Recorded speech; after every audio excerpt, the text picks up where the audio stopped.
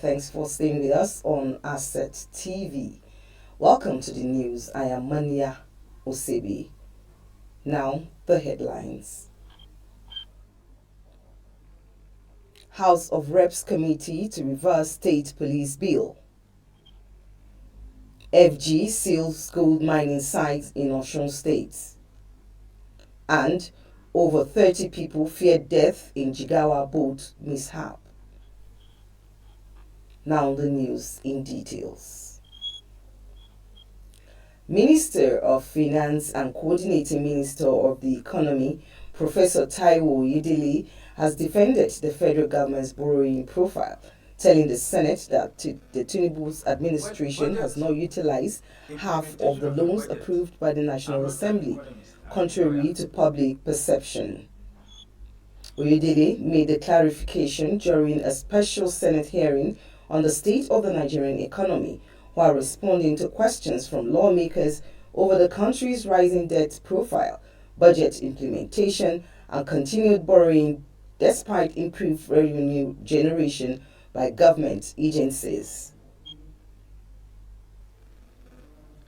Well, budget implementation of a budget, I'm not an economist, I'm a lawyer, but from the little economy that economy 101 that I learned in the university, implementation of a budget is a function of the revenue that government was able to collect. From the figures that you have read out, and from the brief that we have gotten from the Nigeria Revenue Service, almost all the revenue generating agencies have exceeded their target of revenue collection. If we have exceeded the target of our revenue collection, it is inherently contradictory for government. Senator Adamu Aleru also queried the continuous increase in government borrowing despite reports of improved revenue performances. We have seen the astronomical rise in borrowing, and this borrowing is of serious concern to Nigerians. What I'm saying is in the public domain is not anything hidden. When this government came in, it inherited, I think, over 75 trillion naira. Now it has added almost 75 to 80 trillion naira. Responding, Oyedele explained that many Nigerians have mistakenly interpreted the National Assembly's approval of external borrowing requests as actual loans already obtained by the federal government. Particularly foreign loans. And I'll take that with your permission together with the last question from distinguished senator, also on debt. This first time is I very think long. there is need for some clarification in terms of how debt numbers are reported. So first, for external loans, we always need the approval of the National Assembly. So what tends to happen is, when we get the approval of the National Assembly, the media will rightly report it. And many people take that as money borrowed. When we now borrow the money, they report it again. So, in fact, I think it was last year when the National Assembly approved about $20 billion, which was based on MTEF. So people add up big numbers as the money we have borrowed. And that is misleading in terms of the analysis. We're currently finalizing this breakdown in the Ministry of Finance. We'll make it available to the public. It will show how much the National Assembly approved and how much of that we have borrowed and how it has been spent. In addition to that, but you have not exceeded what National Assembly has approved. no, we haven't. Okay. We've not even taken half of what the National Assembly has approved. Okay. And we're also guided by the Fiscal Responsibility Act that only allows the government to borrow for capital expenditure and human development. So we are mindful of that. The other important issue is that And the distinguished senator. Addressing another question on why government continues to borrow despite revenue generating agencies exceeding their collection targets, the minister explained that surpassing revenue projections does not eliminate budget deficits. NRS exceeding revenue, custom service exceeding revenue. Where is all this money going and why are we still borrowing? And it's a very important question. Important because we have a lot of needs as a country. When we take our budget, and let's say it's 10 naira, that is the amount we want to spend, including personnel costs, running government, paying debt service, and building infrastructure. It's 10 naira. We look at all our numbers and we say we can generate 6 naira. 6 naira is our revenue target. Our expenditure is 10. If we end up generating revenue of 7 naira, we will say we have exceeded our revenue target. It's not a lie. But we still need 3 naira to balance the budget because we need to spend 10. So this is the reason why both can coexist. Government can exceed revenue targets and still have to borrow. And in terms of where the money is going, this is one of the analyses we are working on in the Ministry of Finance. Very soon we're going to be able to release it, putting numbers to it, but just to give a couple of examples. Following the interactive session, the Senate Committee on Finance went into closed-door meeting with the minister and other members of the federal government's economic management team. Briefing journalists afterwards, the chairman of the committee, Senator Sani Musa from the Northeast, said both parties agreed on measures aimed at improving budget implementation and revenue management. In the same vein, the House of Representatives Committee on the Review of Constitution says it has commenced the consideration of the revised State Police Service Bill proposed by the Executive. Deputy Speaker of the House, Benjamin Kalu, disclosed this during the meeting of the House of Representatives Committee on the Review of the Constitution in Abuja. Kalu said the bill, which seeks to alter the Constitution to establish the service, was very similar to the one already considered by the House.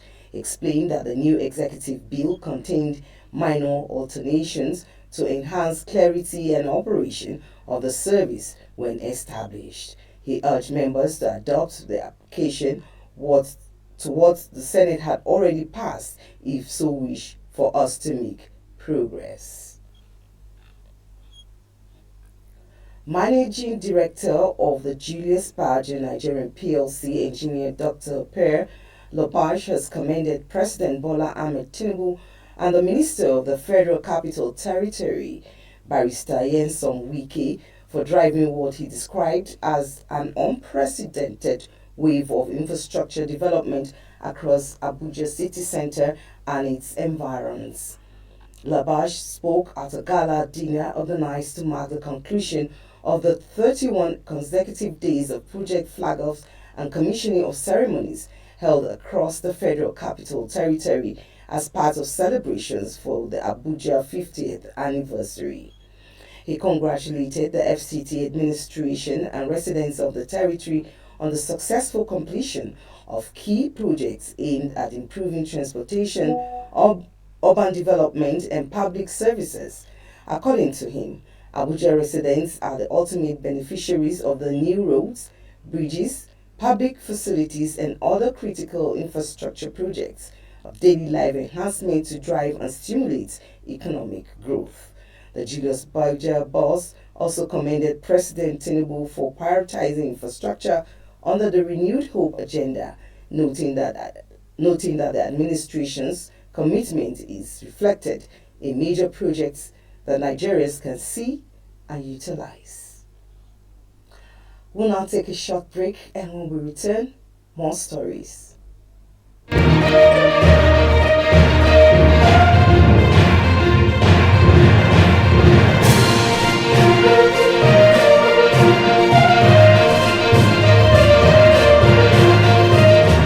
Welcome back from the break. The federal government says it has arrested 2 suspected illegal miners during a coordinated enforcement operation that led to the closure of an illegal mining site in Osun State. This was disclosed in a statement issued to pressmen by the Special Assistant of Media to the Minister of Solid Minerals Development, Lara Owewise. The suspects, identified as Danladi Isa and Musa Kabiru, both in their 20s, are casual workers at the mining site, both giving useful information that will help investigators fish out their sponsors. The operation, which was carried out by officials of the Federal Ministry of Solid Minerals Development from Ogun, Oyo, and Osun states, in collaboration with security agencies, targeted illegal artisanal mining camps at Ileki, Ijesha along the Ilefe-Ilesha road. Owewise said the operation followed credible intelligence reports on the activities of illegal miners operating in the area. Upon storming the sites, suspects fled into nearby bushes.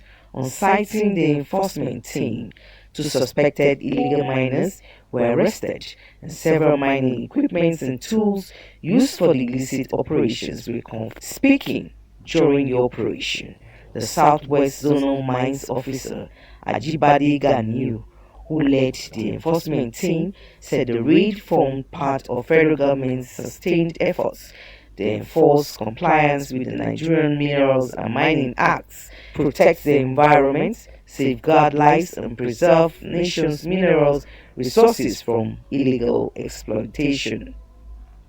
Reacting to the operation, Minister of Solid Minerals Development, Dele Alake, said the Tinubu administration had made the sensitization of mining sector a national priority through a combination of stronger enforcement. Reacting to the operation, Minister of Solid Minerals Development, Dele Alake, said the Tinubu administration had made the sensitization of the mining sector a national priority through a combination of stronger enforcement, regulatory reforms, intelligence gathering, and community engagement. The minister added that the establishment of mining marshals has significantly strengthened the government's enforcement capacity, leading to the arrest of more than 300 illegal miners and the prosecution of over 150 suspects, including foreign nationals, while several illegal mining sites have been shut down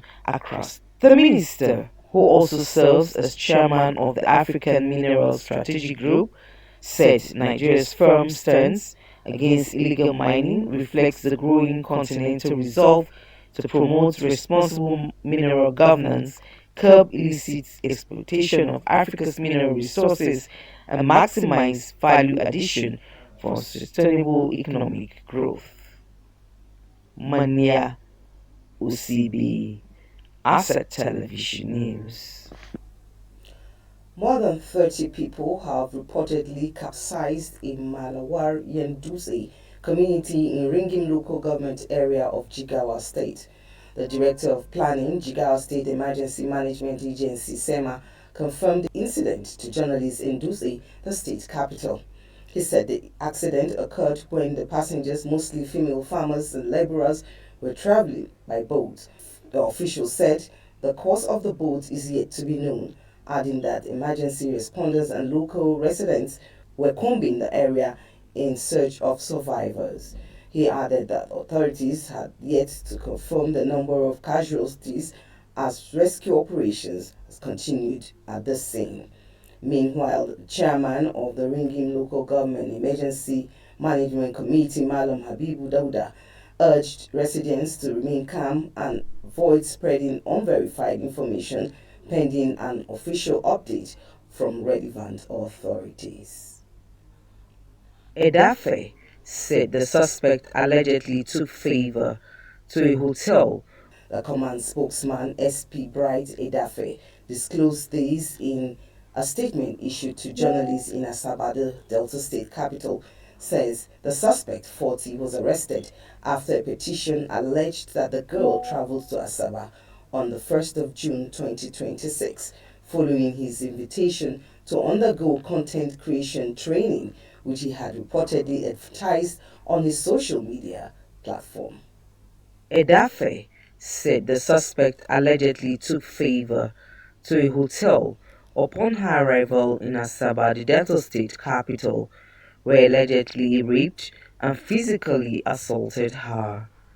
He said Favor later returned home, traumatized, and narrated the story to her parents.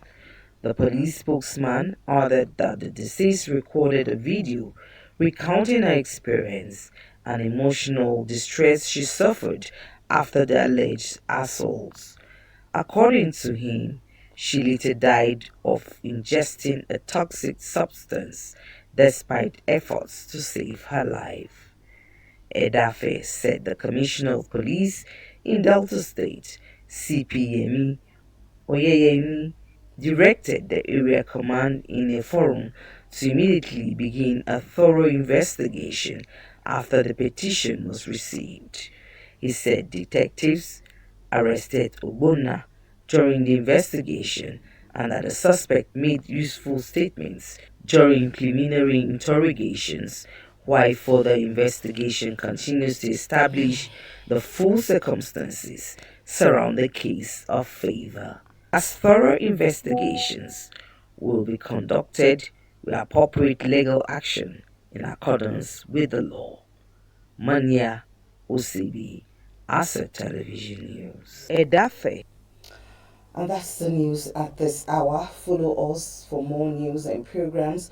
On behalf of the news crew, I am Mania OCB, saying many thanks for watching.